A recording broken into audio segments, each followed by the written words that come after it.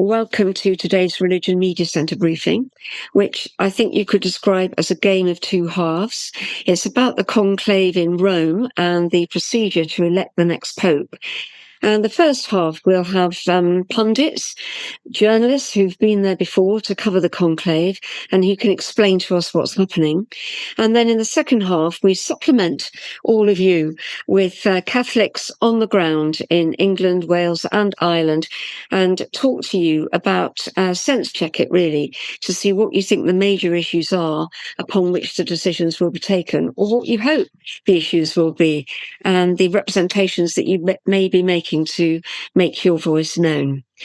So in the first half, we're joined by Catherine Pepinster, author and journalist, Michael Kelly, Director of Public Affairs for Aid to the Church in Need in Ireland and former editor of the Irish Catholic, Richard Allen Green, editorial lead for CNN's coverage of the last conclave in 2013, and now training to be a rabbi in London, and Eleanor Curti, who covered the conclaves of 2005 and 2013 for the Tablet, where she was reporting from the Vatican. So thank you all very much indeed for joining us. And I think, Catherine, I will start with you. So basic questions, first of all. What is the conclave, the who, what, why, where and when will it start? Okay, a conclave takes place when a pope has either died or resigned and the church needs a new pope.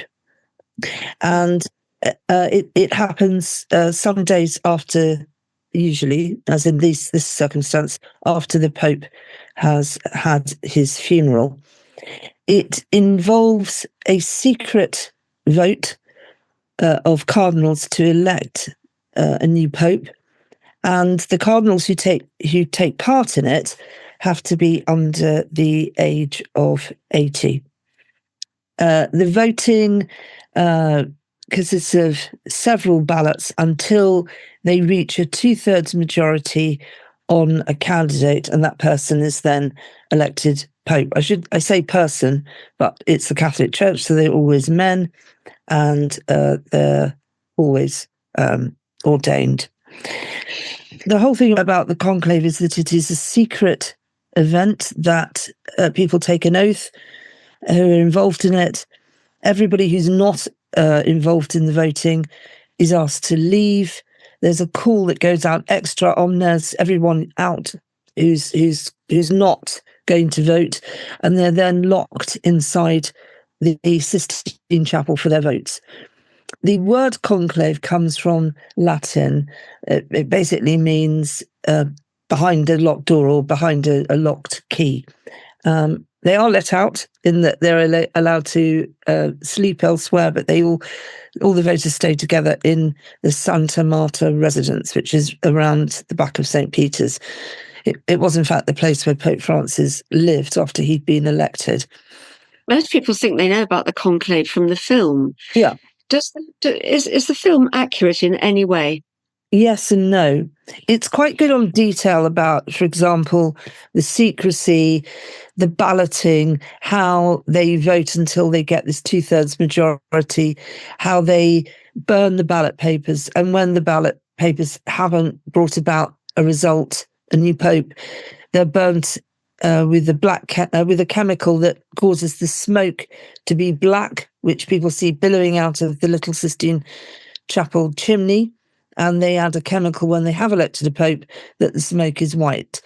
And they place their ballot papers in a container together. All that's true. But well, I'm not going to spoil the film for those who haven't seen it. There is what happens at the end isn't likely. But the other thing that the film doesn't do is it makes it sound as if the conclave is the be-all and end-all of this process. And it's really the end game. It isn't the be-all and end-all. What's going on now in Rome is crucially important. We've had the funeral of Pope Francis last weekend. We've got the conclave starting week today. And in between times, the cardinals involved will be gathering formally in what are called congregations to discuss the great issues of the day and to get to know one another better. And there are also lots of gatherings around Rome that are also important for conversations about what are the great issues of the day and who might be the right man for the job. And those of my colleagues on this call who were in Rome last time should be able to tell you a bit more about how important those days are. Conclave is starting a bit later than we thought it would be, on Wednesday next week rather than even on Monday. And I think that's because they want this extra time for these conversations to go on. Thank you. Can we bring in then Michael Kelly and Eleanor Curti? Eleanor, you were there last time, and Michael, you were as well. Can you bear witness to what Catherine is talking about? That what's going on in Rome at the moment are a series of lunches, dinners, coffee meetings and so forth as people have conversations with each other. Perhaps Eleanor first. Well, there are meetings, both formal and informal. There are, as Catherine mentioned, the general congregations. That's where all the cardinals gather together, usually behind closed doors, to discuss what they think the needs are today. They call it the signs of the times. And so they're listening to one another. A lot of them are giving their views of what's needed. So that's the formal part. The informal part, and just as important, possibly even more important, are the informal gatherings. So we have lunches, dinners, sometimes hosted at the seminaries, sometimes at ambassadors' residence, other times places we don't even know about. And the purpose of these very often is for people to introduce their favoured candidates. I used to be a political correspondent many years ago, and when I approached covering Conclave, I took rather a similar approach, really, because make no mistake, there are candidates, although they all profess not to want to be Pope, and there are people pushing their cause. But again, it's all very secret. So as a journalist, you're very dependent on your contacts, your sources, and immensely valuable, I think, particularly this time, are the retired cardinals, because they're very often the hosts of these meetings. They've seen it all. Many of them will have been to conclaves and voted in conclaves before, or sometimes more than once. They'll know the ropes, and they'll be very keen to introduce themselves and introduce their ideas and favoured candidates. It's vitally important because this time especially, a lot of cardinals, maybe they've only been to Rome once, but when they got their red hats, they won't know their way around. They won't know many people. And these older cardinals, I think, will be trying to take them in hand and trying to guide them and trying to influence them. Thank you. Michael, can you tell us something about the significance of this period between the funeral and the start of the secret gathering? How significant is it as people gather to have conversations? It's hugely important, and what Eleanor says there about the older cardinals is particularly important. And I think that's one of the reasons why the general congregations are going to run a little bit longer, why the conclave is going to be slightly delayed, precisely because the older cardinals do not have an opportunity to enter the conclave, those who are over the age of 80. It's seen as very, very important that they get to speak during the general congregations in particular to set out what they believe to be the challenges facing the church. So that's one of the reasons why I think it is stretched out. This is a very large gathering of the College of Cardinals. This will be the greatest number of cardinal electors to enter the conclave. 133. Paul VI had set the limit at 120, but of course there are 135 under the age of 80, but we believe two of them are too unwell to travel. These informal dinners are hugely important as well in coalescing around blocks, if you like. I remember very well in 2005, on the eve of the conclave, Cardinal Desmond Connell, the then Archbishop of Dublin, he hosted a dinner at the Pontifical Irish College, and he invited many English-speaking cardinals to it. And during the course of that dinner, he outlined what he felt were the challenges facing the church. And a phrase he used was a dictatorship of relativism. And he told the cardinals present important that if they felt strongly about this idea of a dictatorship of relativism, then the candidate for them was Cardinal Joseph Ratzinger. And again, that's a phrase that Cardinal Ratzinger used in his homily the morning of the conclave. So on next Wednesday morning will be the Mass in St. Peter's Basilica, the Mass for the election of a Pope. And Cardinal Ratzinger was the Dean of the College of Cardinals at the time, so he gave the homily.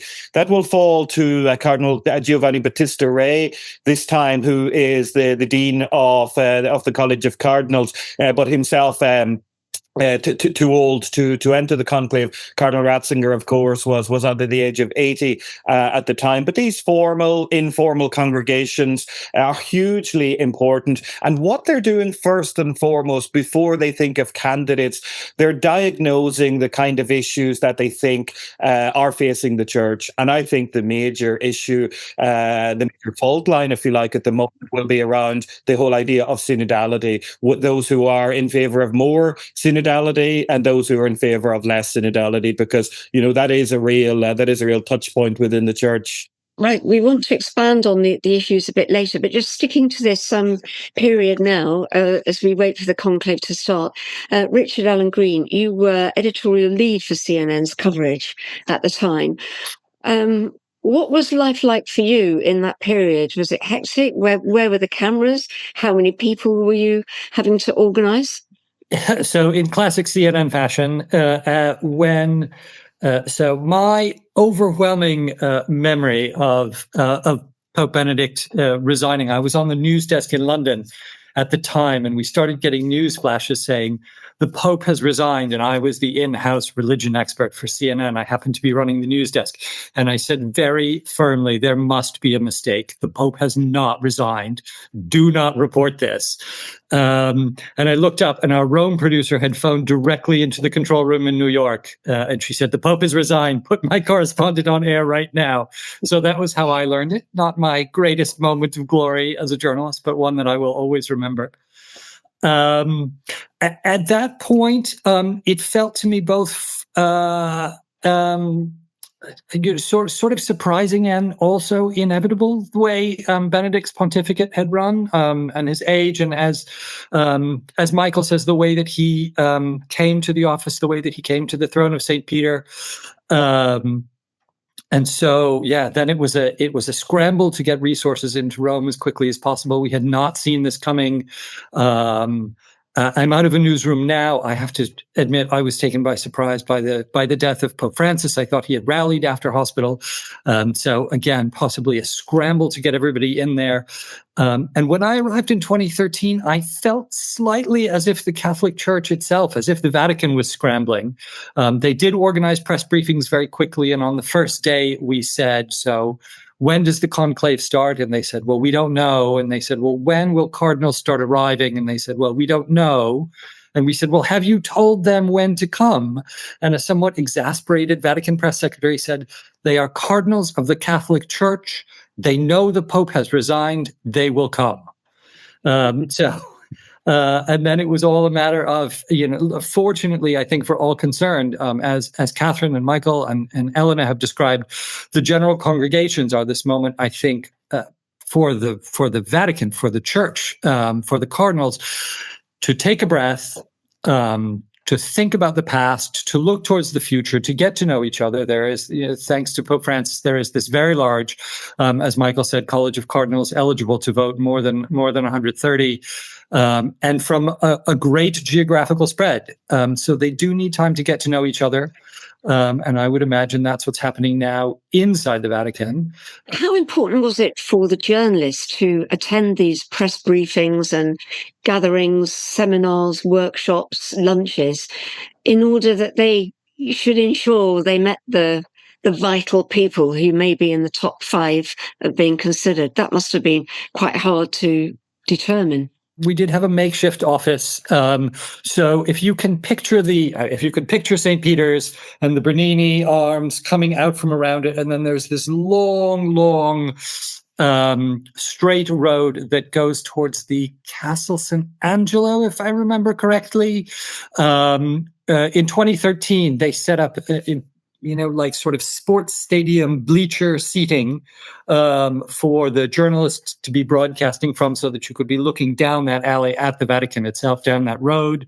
And then we, as the journalists behind the scenes, were literally in like shipping containers underneath the seating, which we had turned into makeshift offices, and wires and cables running everywhere. And we did have a wall of photographs of who we thought were the main runners and riders, and a couple of key points about each one of them, sort of 3 bullet points about each one of them, so that if and when a pope was elected, we could be in the ears of our correspondents, sitting up over our heads on the scaffolded bleachers, to say, oh, it's this one or it's that one, and he's from this country or that country. And then my sort of second moment of drama, I had been, sorry, Catherine, I'll be brief, but I had been tipped off by people who had covered conclaves before. They said, learn all of their first names, because the announcement will come in Latin. And if you know their first names, then you will have a breath ahead of everybody else while you wait for the surname. And the announcement came, and it was Georgiam. And I thought, who of them is named George? We don't have a George on this wall here. And of course it was Jorge Bergoglio. And when they got to the surname, I knew exactly who they were talking about. We rolled from there. Interesting. I wonder if CNN has a wall of pictures this time. I've been talking to Catherine a great deal about this, and looking at the lists in various publications. There's a lot of speculation, and William Hill have got a sweepstake, obviously. And we've been trying to kind of write in bold the names that were in common on all the lists. I would like to ask all of you on this section of the panels who if you could put it this way, the runners and riders are this time round. The top one seems to be Cardinal Pietro Parolin, a diplomat at heart, Vatican Secretary of State. Who knows anything about Pietro Parolin? Parolin was a man who was schooled in Vatican diplomacy, still is, and he wasn't that much in favour with Pope Benedict, who exiled him to Venezuela to be the Vatican ambassador there, what's called the nuncio. He was brought back by Pope Francis soon after his election, and has been Secretary of State ever since, which is effectively being like the Vatican's Prime Minister. He's a fairly modest man, pretty intelligent, quite adept at what he does. Lots of people think he's in with a chance to be elected, but I think he's got 2 problems when it comes to the other cardinals voting for him. One is that he is a diplomat. He has no pastoral experience as a bishop in a diocese, as far as I understand. And the other thing about him is that he is linked to some of Pope Francis' fairly controversial approaches to how to deal with different nations around the world, particularly China. And with the help of Parolin, Pope Francis created an agreement with the Chinese about how things would go forward in China. And that meant that the Chinese could effectively have cardinals or bishops they picked endorsed by Rome. There was a get-out clause. The Pope could sort of veto them eventually, but it seemed to bring the Catholic Church and the Beijing regime much closer. And a lot of people felt that it did nothing to help Catholics out in China. So I'm not sure that the cardinals will go for him for that reason. Let's bring in Michael and Eleanor and add to your perceptions of all of this now. Here are the other names, both of you, and I wonder what you make of these names. Cardinal Louis Tagle, often called the Asian Pope Francis, age 67. Cardinal Pier Battista Pizzaballa, which for name alone would be worth it. Patriarch of Jerusalem, age 60. Cardinal Matteo Zuppi, 69, could come through the middle. It says here, head of the Italian Bishops' Conference. Cardinal Peter Turkson, 76, from Ghana. And then one that you may know well, Michael, Cardinal Kevin Farrell, an Irish-born American. So, Michael, first, how do you rate those? Or have I missed any of the top runners out there? No, I mean, I think those are the main contenders that are being spoken about at the moment. Now, that's not to say that any of them are likely to get elected. Sometimes these things take on a momentum of their own. Cardinal Tagle, who you mentioned there, of course, is from the Philippines and is known to be very warm, is known to be very enthusiastic, very in touch with his emotions. I don't think I've ever been at a homily that he's delivered that he hasn't wept during. He would, I think, be seen as administratively deficient. Certainly the congregation, the dicastery that he runs in the Vatican, people would grumble about the efficiencies of that. He was also involved in Caritas Internationalis, the global charity arm of the church, and there were difficulties there as well. So, I mean, if one of the perceived weaknesses in the Vatican is administration, then I can't see the cardinals looking to Cardinal Tagle to correct that. Cardinal Pizzaballa, a gentleman that I know very well, the Latin Patriarch of Jerusalem. He's Italian, as the name suggests, but has lived in the Holy Land for the last 30 years. And he's managed, while there are complicated relationships, to say the least, between the Israeli authorities, the Palestinian authorities, obviously working to protect the Arab Christians for whom he is the leader, going frequently, even during the war, into Gaza. I think the difficulty for Cardinal Pizzaballa is that he's only 60 years old, and in cardinal years that's very young. So you would be talking about a papacy of 25, 30, perhaps more years. So I think that would be a challenge for him. Cardinal Zuppi, Matteo Zuppi, the head of the Italian Bishops' Conference, I think would be seen as in the mold of Pope Francis. He would see himself as a progressive candidate. I think that will scare a lot of the more conservative cardinals who feel now that there's time is necessary for a bit more stability in the church and less of the kind of freewheeling style of communication that went on in the papacy of Pope Francis. And Kevin Farrell? Kevin Farrell is the Cameralengo at the moment, so he's responsible for helping to organize the conclave and coordinate things in the Vatican in the absence of the Pope. I don't think that Cardinal Farrell is a realistic contender. I think people see him having a prominent role now, and they assume from that he's a prominent contender. I don't see that as being realistic. I don't think that Cardinal Farrell brings a huge amount of charisma to the role, while acknowledging obviously that he is a shrewd administrator. I think also the fact that he's spent almost his entire ministry in the United States means that he really is an American at this stage, and I just don't see the cardinals from the global south opting for a pope from North America. Just to go on from what Michael's saying, I think that's entirely right. But I don't think it's North America that's the issue. I think it's the United States. And if the 20 North Americans, 3 are Canadians, and they might be viewed somewhat differently. But I just wanted to interject here about both Zuppi and Kevin Farrell, because all sorts of things come into play when cardinals are thinking about the kind of person they should appoint. So Zuppi, who was close to Francis, has also been very allied with a movement called Sant'Egidio. And that means he's very allied with the founder of Sant'Egidio, Andrea Riccardi. And there may well be a lot of cardinals who will say, if we get Zuppi as Pope, we'll have Riccardi as Pope, and they don't want that. And similarly, Kevin Farrell is very closely involved with another organisation called the Legionaries of Christ, which has been fairly controversial. And so I'm not sure that the other cardinals will want somebody from the Legionaries to be Pope. So all these kind of aspects of people's lives come into play when they think about the candidates. Eleanor, can I ask you the final question in this section? Has Pope Francis effectively fixed the result? Because he's appointed so many new cardinals during his papacy, many from the global south.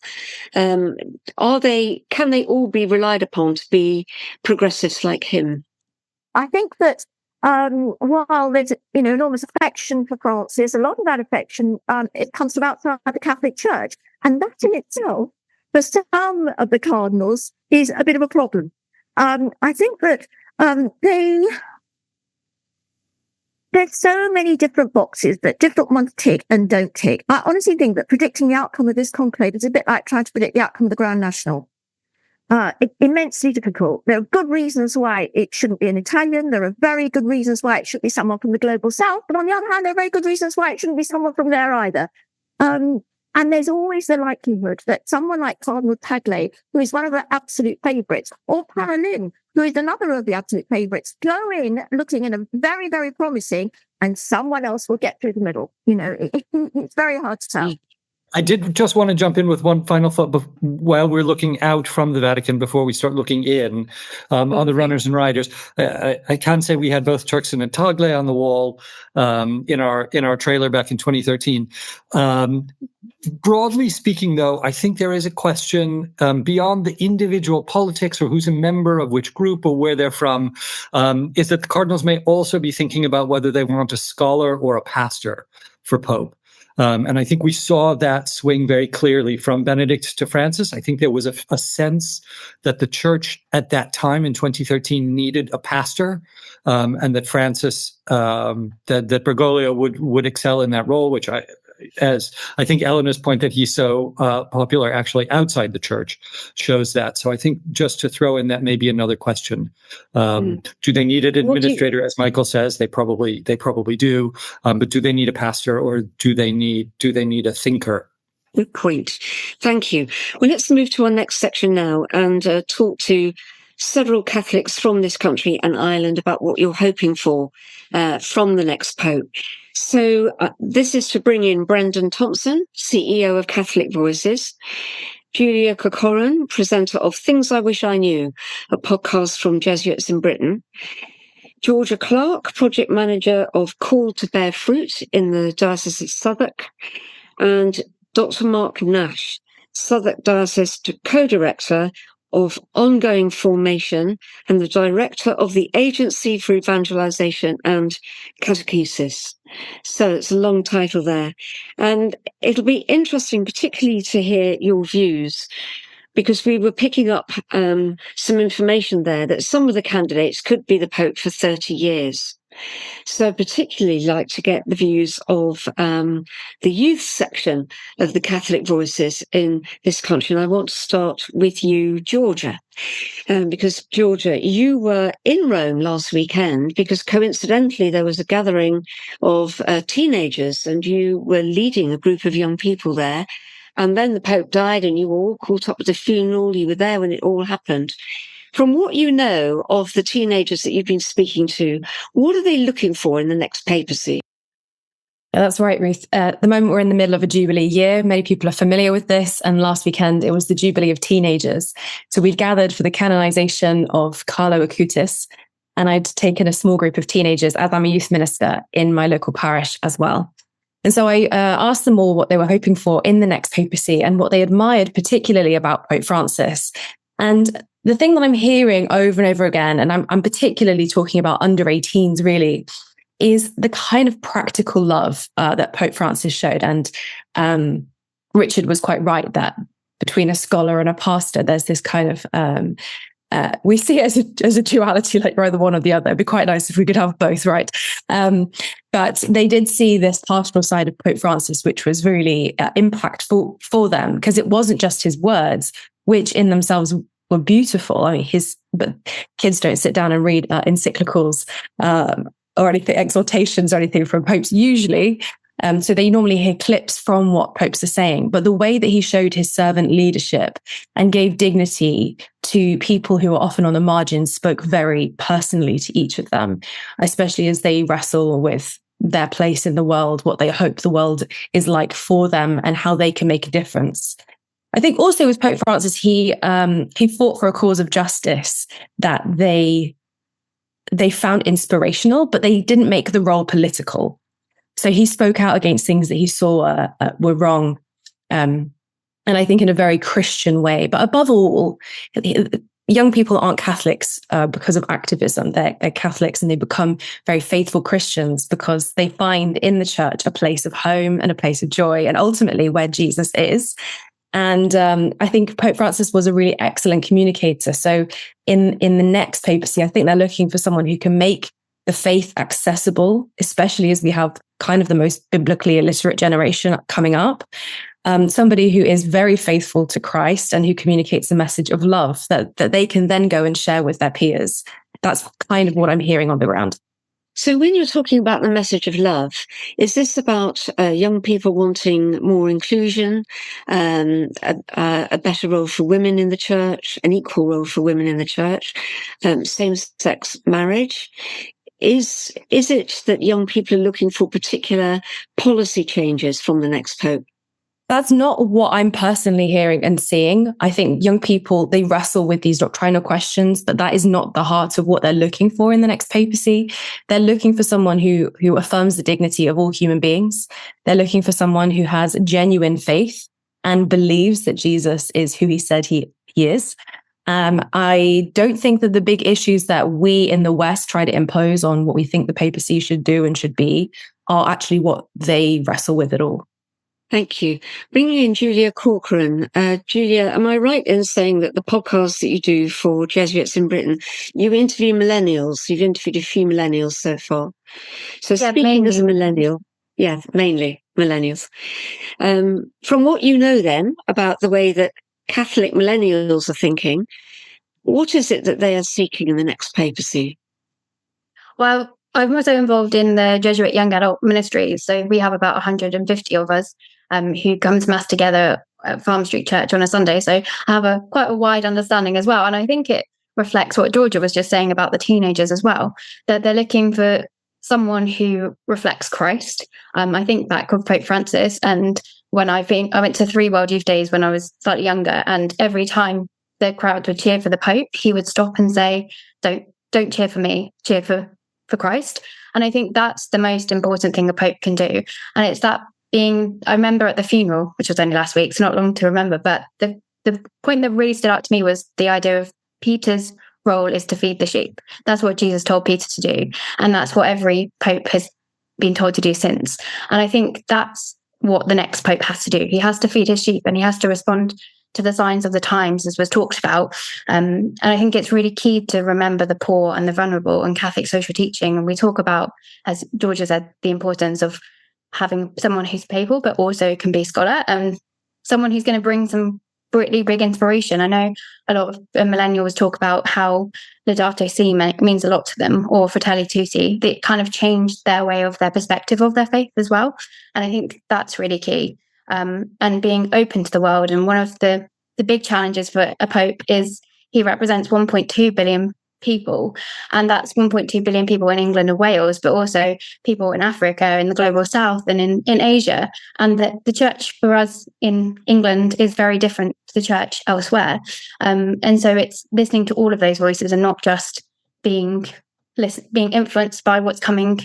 I think, again, something Georgia said at the end, where being influenced by that kind of what's the role of women or what's the role of LGBT, it's about being pastoral instead.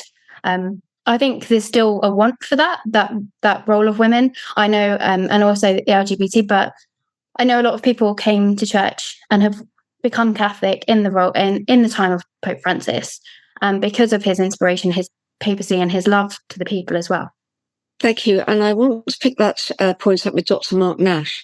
Mark, you are from the Southwark Diocese, and we quoted you in a recent story that we did about the phenomenon of increased numbers of young people attending church. It's across the board, but you mentioned it in terms of the Catholic Church, and particularly young men.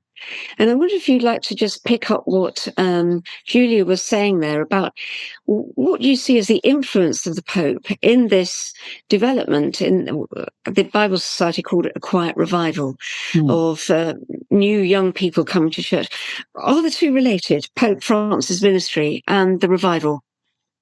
Quite possibly. I mean, those on the call that know me know that I tend to equivocate quite a lot. I think, yes, Pope Francis has had a remarkable effect on a number of people, particularly his emphasis, as Julia was saying, on, I suppose, environmental concerns, on being a voice for the marginalized, looking out to the peripheries.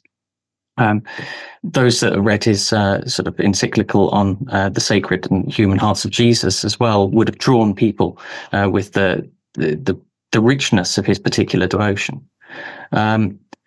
Equally, his predecessors, Pope Benedict and Pope John Paul II, would have brought people to faith in very, very different ways. The simple fact that there are 100,000 different ways to draw people to Jesus.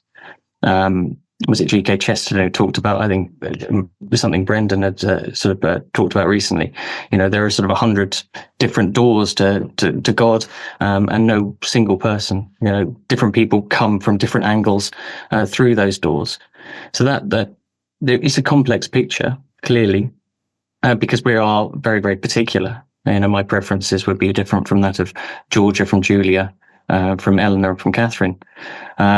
But Pope Francis certainly has, I suppose, had a much broader appeal in speaking to those outside of the church. And I suppose there is a slight tension within the church, as Michael was saying, around synodality and various other sort of emphases in the papacy. But if I may, he's had a profound impact on me with his emphasis. I would almost say singular emphasis on the need for lay people to play a part in the mission of the church. So with regards to young men, a lot of it's anecdotal, but we're seeing a lot of people who are keen to find a point of, I suppose, solidity and conviction in a world that seems quite storm-tossed. And Pope Francis has given a human face to faith. As would, sort of local pastors and sort of local bishops and local Catholics themselves. Sorry, that's a bit of a roundabout. It's interesting. So the key thing that you're looking for is somebody to pursue his theme of drawing in lay people into the ministry of the church. And women, is that important to you as well? Well, vast numbers of lay people are women. One of perhaps the single greatest impact on my life, with regards to my own story of faith, is my mother, who was a Dominican-educated Northern Irish Catholic. The majority of the team in which I work are women. There are women who sort of participate in a very, very full way, sort of in the life of the church. I'm a layman, in some ways considered a bit of an endangered species when it comes to sort of working in the church and volunteering in the church.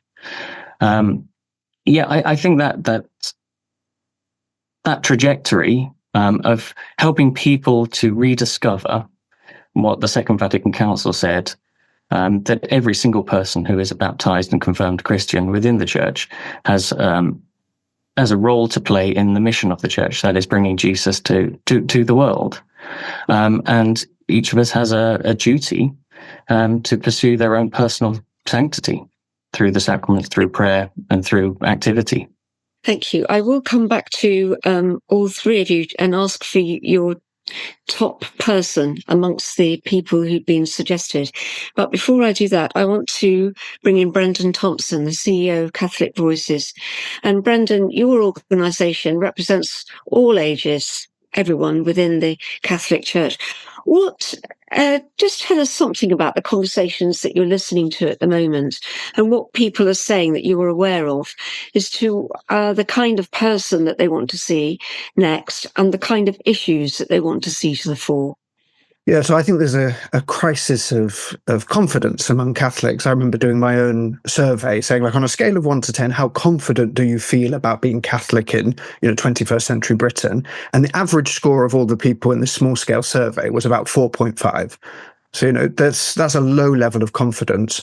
So I think from what I'm hearing, basically, the kind of things that are said and things that are unsaid is that they want someone who is an effective communicator. So, the ways that Francis, many of the images that he used of the church as a field hospital, and in many ways in this kind of 24-hour media cycle, social media and reels, someone who is able to really simply articulate and powerfully kind of cut through, not just with kind of sound bites, but with things that pierce the soul and lift the soul, but also not just in word, but in witness. So many of the powerful things that lots of people associate with Pope Francis is these small acts and these gestures. Like, I was very moved by his, even when he was in hospital on death's door, he was calling the parish in Gaza, every night, and, whenever he possibly could, probably until the last night of his death. And something of that powerful, the gesture, one of my favorite moments, iconic moments of the pontificate was, in the empty St. Peter's Square, and just holding up the Eucharist that Catholics believe is the body and blood, and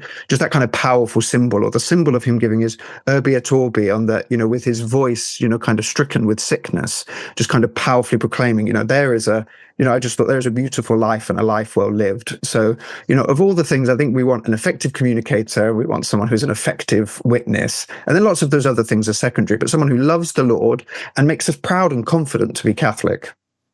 Thank you. And amongst the issues that were raised in the Synod on Synodality movement and reflections that came from the Church in England and Wales, the issue about the role of women in the Church, for example, which was one.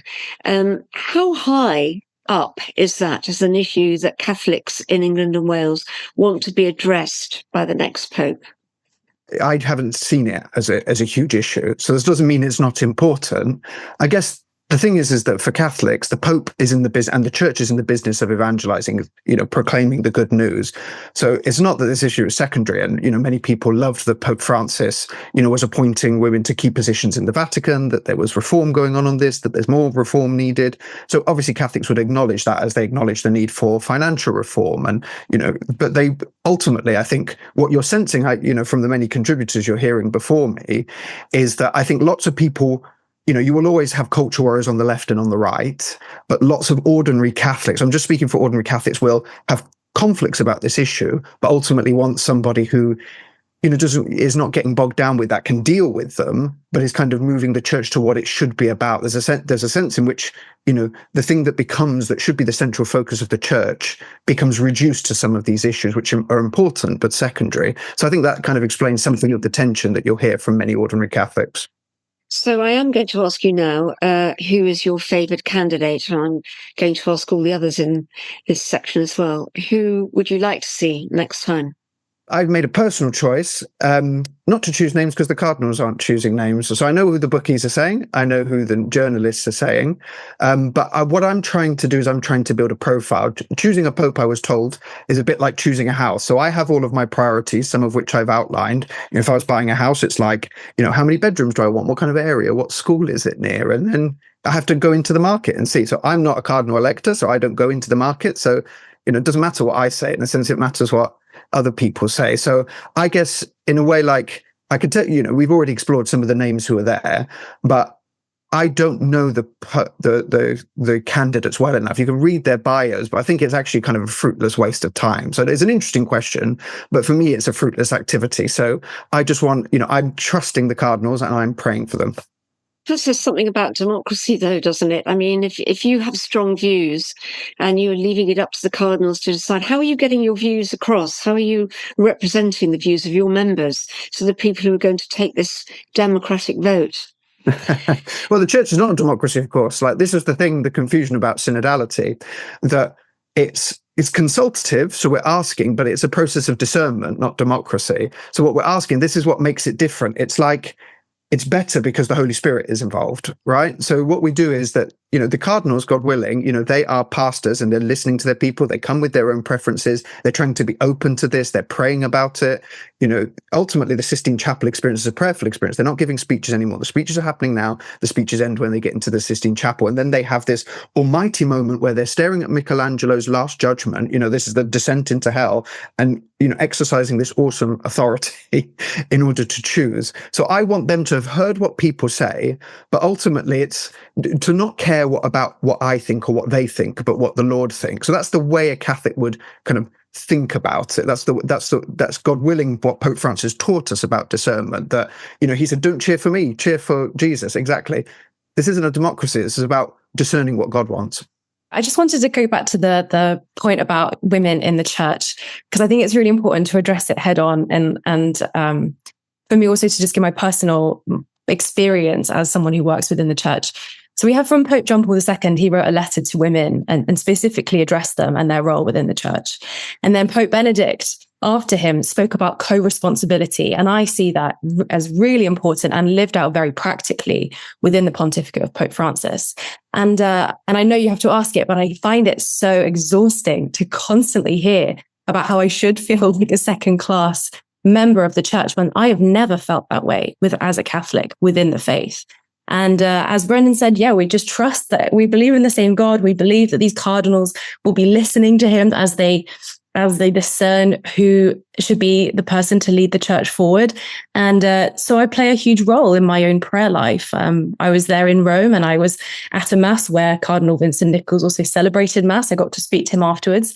But more impactful was my prayer during that mass for Cardinal Vincent and for his role in the conclave and what will be upcoming next. I don't have any personal favorites. I'm leaving it absolutely open. Although I have to admit, Brendan and I spoke at the same event as Cardinal Tagle a couple of years ago, and he is wonderful. So I would say I wouldn't be disappointed if it's him. I like it. Wouldn't be disappointed. Very good. Julia, can you add to that? I'm feeling very fortunate for Georgia that she's never felt like a second-class citizen in the Catholic Church. I remember being about 8 and not being allowed to altar serve because I was a girl in a church. But I've seen that really change in the last 20-something years. And so I just really hope that we keep going forward with that so that young girls who are growing up now don't have that challenge of not being able to altar serve. So I still think it is a really important issue for the church as a whole. And I agree with Brendan when he says it's not the issue or not the thing we should take away from. The most important thing is that the Pope represents Christ and moves forward in that way. And with that, we can hope that the cardinals are listening to the Holy Spirit in this time. If you're asking me the question of who I'm going to put my colours on, I also will not choose because I don't think it's fair. I only know 2 Welsh, which is Tagle and Turkson. But like Georgia and Brendan, I have heard Tagle speak and I have seen he's quite inspirational as a person. So if he came out of it, I wouldn't be upset, is what I will say.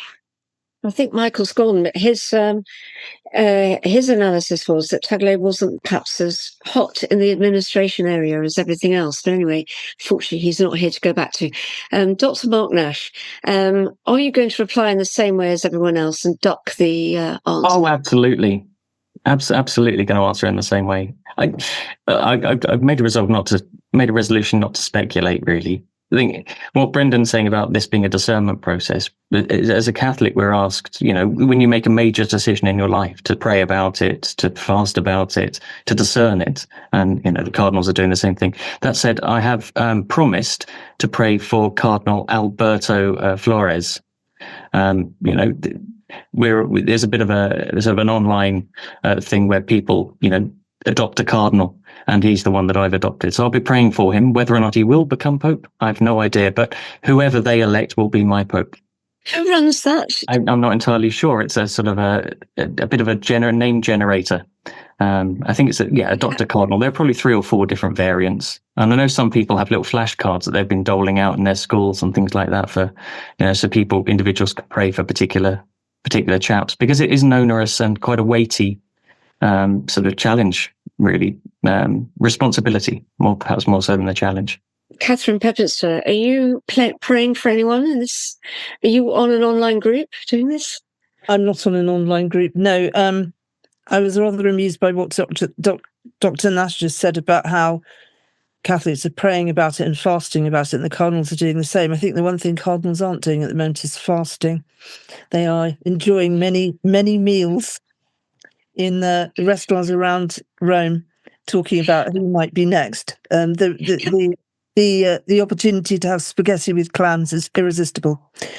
I think I'd like to go back to some of the things that other people have said. We've talked about the general congregations and how important they are, and that those are about the cardinals discerning and thinking about the signs of the times. And I think one of the signs of the times that we have at the moment is how important, as Brendan was saying, how important it is that a pope can communicate in the simplest and most powerful ways, something that France has had an incredible talent for. And we want a holy person. We want somebody who preaches the gospel, but they've got to be able to do that in a really effective way. And the Pope, while obviously is the leader of the Catholic Church, he's such a major global figure nowadays that I do think the cardinals have to think about how he communicates to the whole world, not just to Catholics. Can I ask you and Eleanor perhaps as well, something about the suggested schism in the church with the right-wing bishops coming out of America being opposed to Pope Francis, and how significant that split is, you think, in the election of the next Pope, and how easy it will be to fix it when the new Pope is elected. Eleanor, perhaps you first and then Catherine.